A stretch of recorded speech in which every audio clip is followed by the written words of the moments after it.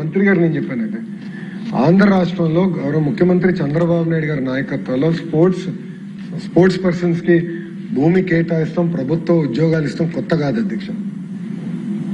మీరు చూడండి, పివి సింధు గారికి ప్రభుత్వ ఉద్యోగం ఇచ్చిన ఘనత ప్రజాప్రభుత్వం అధ్యక్ష.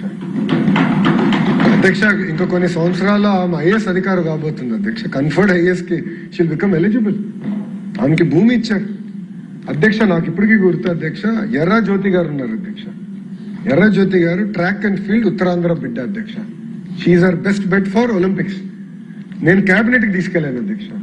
అప్పుడు గౌరవ ముఖ్యమంత్రి గారికి కొంచెం సందేహం ఉంటే నోట్ ఇచ్చాను అధ్యక్ష. ఇమీడియట్ గా నోట్ చదివి ఎస్ మన అమ్మాయి ఇమీడియట్ గా ఇవ్వండి గవర్నమెంట్ జాబ్ అని చెప్పారు అధ్యక్ష. శ్రీచరణి అధ్యక్ష, మన ఉమెన్స్ క్రికెట్ టీమ్ లో అద్భుతమైన బౌలర్ శ్రీ ఇప్పుడు డిగ్రీ పూర్తి చేయాలి.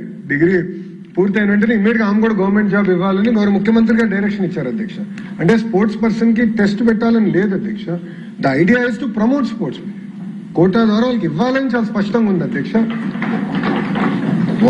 వాళ్ళందరికీ ఏదైతే రూల్ పాటించామో అదే రూల్ ఇక్కడ కూడా పాటించి గౌరవ మంత్రి గారి నాయకత్వంలో 29 డిసిప్లిన్స్ ఏదైతే ఉందో కేంద్ర ప్రభుత్వం సూచన మేరకు 65 డిసిప్లిన్స్ తీసుకొచ్చాం.